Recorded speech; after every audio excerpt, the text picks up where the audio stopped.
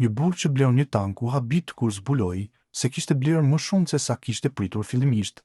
Në vitin 2017, entuziasti i tankeve Nick Mead bleu një tank rus të 5469 për 45.000 euro me qëllim që ta restauronte dhe ta shtonte në koleksionin e tij prej 150 automjetesh ushtarake.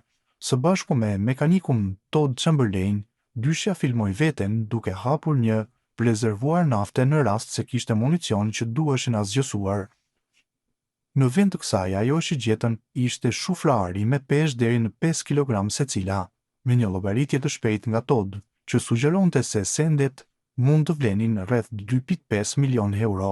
Sapo zbuluan se çfarë kishin gjetur, Todd i tha gazetës Sun se instinkti i tyre i parë ishte të telefononin policinë. Autoritetet në pas morën arin dhe u dhan burrave një faturë. Nuk dinim çfarë të bënim, nuk mund ta çosh saktësisht 5 shuflari në cash converters.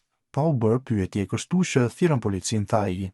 Ndërkohë Nick, i cili vazhdon të drejtojë Tanks Lot, një shërbim që u lejon njerëzve të ngasin automjete të blinduara, tha se tanku rus kishte qenë pjesë e një marrëveshjeje.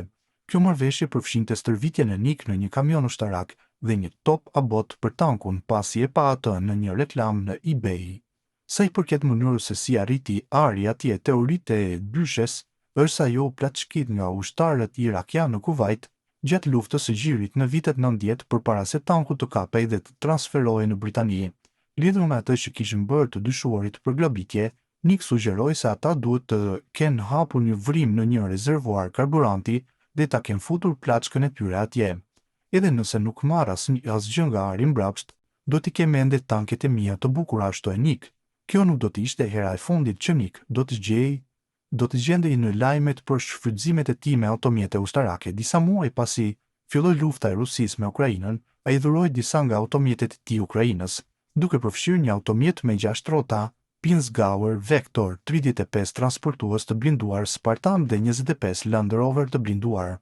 Në vitin 2023, Metro raportoi se Nick pretendonte se kishte dërguar mbi 100 automjete në Ukrainë.